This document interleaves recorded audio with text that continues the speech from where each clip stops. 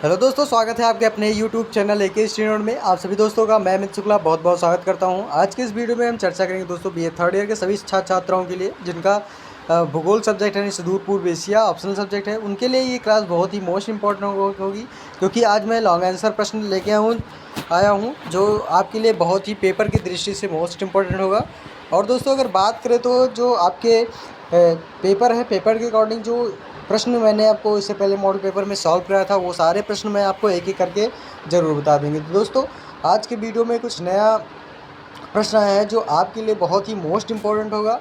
तो दोस्तों चले चलते हैं क्लास। जी हाँ दोस्तों, कुछ इस तरीके से आपका प्रश्न होगा। इसमें दिया जाएगा सुदूर पूर्व एशिया में शक्ति संसाधनों के वितरण की विवेचना कीजिए। बहुत ही मोस्ट इम्पॉर्टेंट प्रश्न है और इसमें सुदूर पूर्व एशिया के जो शक्ति संसाधन हैं उसके वितरण में तो ये आपका जो क्वेश्चन है ये पेपर में बार बार पूछा गया है और इसमें से कौन कौन से टॉपिक आपको सबसे ज़्यादा मोस्ट इम्पॉर्टेंट है वो चीज़ें आपको यहाँ पे लिखना होगा। संसाधन के बारे में आप लोग जानते ही हैं, संसाधन किसे कहते हैं या संसाधन मोस्ट इम्पॉर्टेंट संसाधन कौन सा है।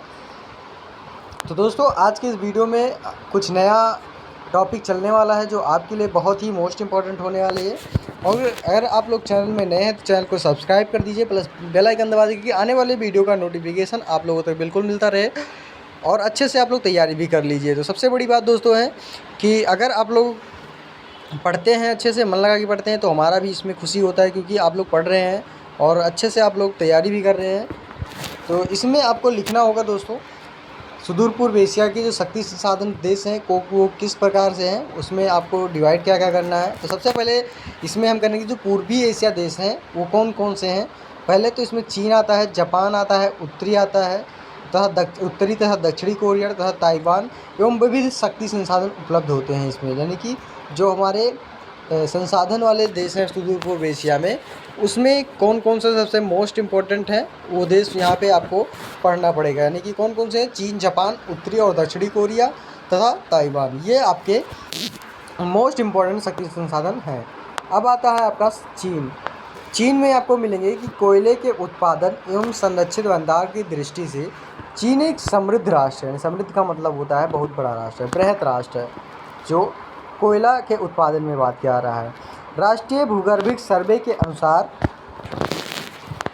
यहाँ कोयले पर संचित भंडार अगर बात करें तो 26,294 करोड़ मीट्रिक टन है। यानी कि अगर प्रतिवर्ष की बात करें तो 26,294 करोड़ मीट्रिक टन की यहाँ का कोयला का भंडार है। यहाँ कुल भंडार का 1/6वां भाग अतियुक्त एंथ्रेसाइट प्रकार का कोयला होता है जो अत्यंत उच्च क्वालिटी का जो कोयला मिलता है जिसे हम एंथ्रासाइट कहते हैं वो आपको यहाँ पे मिलेगा। यानी कि एंथ्रेसाइट कोयला जो है वो 1/6 भाग यहाँ पे आपको मिलेगा जो उच्च क्वालिटी का होता है। उसके बाद फिर आता है कि वर्तमान के अनुसार यहाँ कोयले का अनुमान जो है वो 1,85 करोड़ टन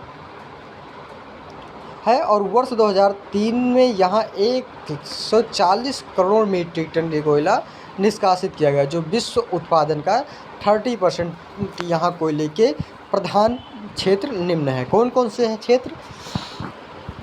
तो सबसे फर्स्ट नंबर में आपका आता है शांसी सेंसी प्रदेश जो उत्पादन की दृष्टि से 30% कोयला का उत्पादन करता है। उसके बाद फिर आता है मंचूरिया प्रांत, यानी कि फर्स्ट नंबर पे आपका आएगा शांसी सेंसी प्रदेश, उसके बाद सेकंड नंबर पे मंचूरिया प्रदेश है और थर्ड नंबर पे पेकिंग क्षेत्र और फोर्थ नंबर में आपका आता है जेचुआन क्षेत्र तथा ह्यूनन क्षेत्र। ये आपके 4 क्षेत्र जो हैं वो चीन में सबसे ज़्यादा आपके कोयला भंडार उत्पादित है। उसके बाद फिर आते हैं 5 नंबर पर अन्य क्षेत्र जैसे यांगटीसी क्यांग का निचली घाटी तथा क्वांगसी क्वांटुंग तथा यूनान क्षेत्र, ये सारे आपके कोयला के क्षेत्र में आते हैं। उसके बाद फिर आता है पेट्रोलियम। अब पेट्रोलियम की दृष्टि से देखेंगे एक बार कि वर्तमान युग का प्रमुख खनिज एवं शक्ति का स्रोत जो है वो पेट्रोलियम को चीन की अपेक्षा सीमित भंडार है। यानी कि वर्ष 1949 पूर्व चीन में पेट्रोलियम के ज्ञात भंडार के अनुसार 16 अरब बैरल था, किंतु आधुनिक अनुसंधानों से अनेक नवीन क्षेत्रों का पता लगा है, अतः पूर्वानुमान असत्य हो गया। यानी कि वर्तमान अनुमान के अनुसार चीन में पेट्रोलियम का भंडार 271 करोड़ मीट्रिक टन हो गया, जबकि यहाँ 2002 में 16 करोड़ टन पेट्रोलियम का उत्पादन हुआ, जो विश्व उत्पादन का 4%। अब 2002 आप लोग पूछते होंगे कि 2002 के बारे में क्यों बताते हैं, 2023 चल रहा है। लेकिन जो ये पेपर का अनुमानित संगठन है, ये अनुमानित बताया गया था तब, लेकिन अभी भी 2023 में इसको काउंट अभी नहीं किया गया है, लेकिन काउंट हो जाएगा। तो आने वाले जब ये काउंट होता है तो वो ऑटोमेटिक ये आपका आ जाता है।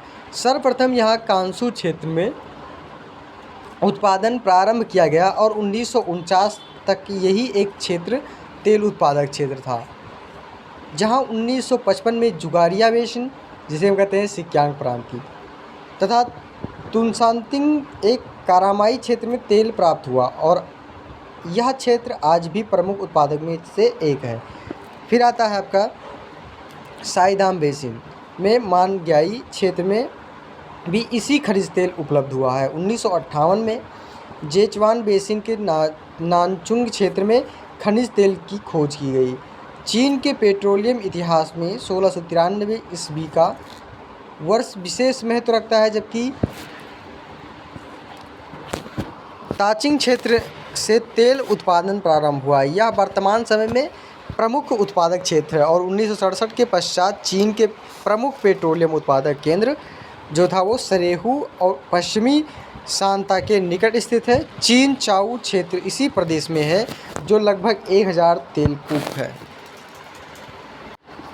उसके बाद फिर आता है वर्तमान समय में चीन के प्रमुख तेल उत्पादक प्रांत जो है वो क्या है, लायोनिंग, होपे, कांसू, सेंसी, जेचवान, सिक्यांग आदि। यहाँ के पेट्रोलियम उत्पादन में निरंतर वृद्धि हुई तथा यहाँ की सरकारी घोषणा के अनुसार चीन पेट्रोलियम उत्पादन में आत्मनिर्भर है। फिर आता है जल विद्युत। जल विद्युत में चीन में संभावित जल विद्युत शक्ति का अनुमान 54.4 करोड़ किलोवाट है। यहाँ की भौगोलिक परिस्थितियाँ जल विद्युत योजना के विकास के अनुकूल है।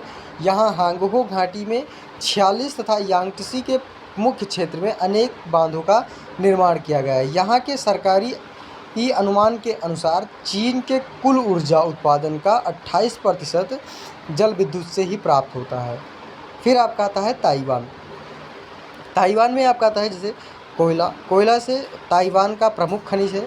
अधिकांश कोयला क्षेत्र जो है वो उत्तरी ताइवान में है। यहाँ संचित कोयला जो भंडार है वो अनुमान जो ताइवान का है वो 68 करोड़ मीट्रिक टन है। प्रमुख कोयला उत्पादक क्षेत्र कीलंग, जिसे हम कहते हैं नानचुआंगो हिचु है। यहाँ कोयले का वार्षिक उत्पादन 10 लाख मीट्रिक टन है।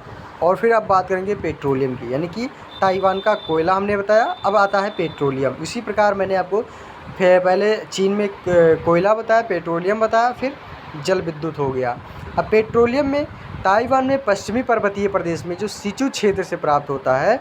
इसके अलावा यहाँ प्राकृतिक गैस का वार्षिक उत्पादन 8560 लाख घन मीटर होता है। फिर आता है उत्तर कोरिया। अब उत्तर कोरिया की बात करें तो उत्तर कोरिया में कोयले का जो अनुमानित भंडार है वो 80 करोड़ मीट्रिक टन है। यहाँ प्रमुख कोयले जो की खदानें हैं वो प्योंगयांग के निकट उत्तर में स्थित है। यहाँ उत्तम प्रकार का जो एंथ्रेसाइट कोयला प्राप्त होता है। कोयले का जो वार्षिक उत्पादन है वो 6 करोड़ टन है। फिर अब बात करेंगे दक्षिण कोरिया की।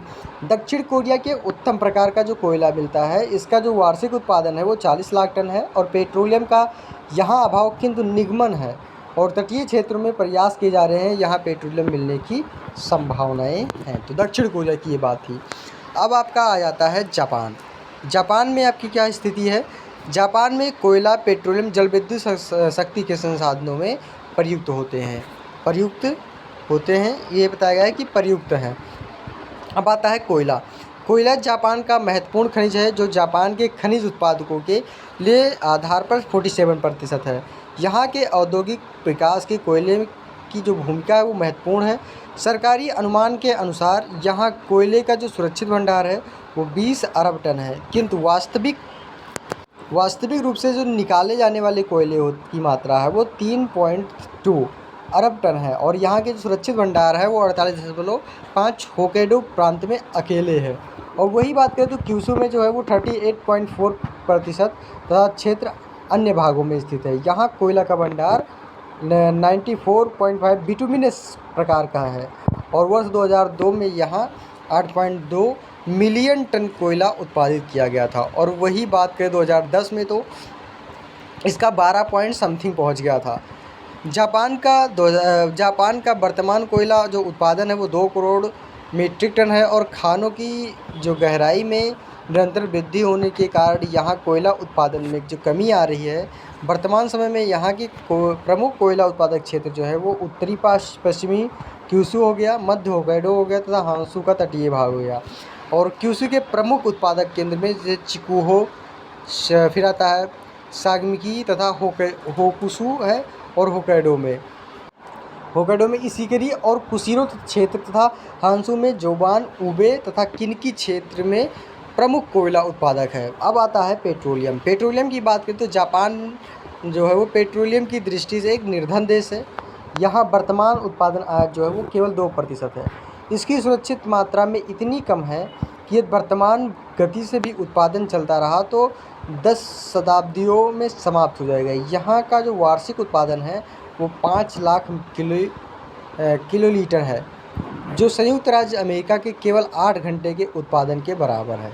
यहाँ के प्रमुख पेट्रोलियम उत्पादक क्षेत्र जो है वो उत्तर पश्चिमी हांसू तथा मध्य होक्काइडो में स्थित है। वहीं में हांसू में अकीता, निगाता और यामागाता क्षेत्र का प्रमुख उत्पादक है।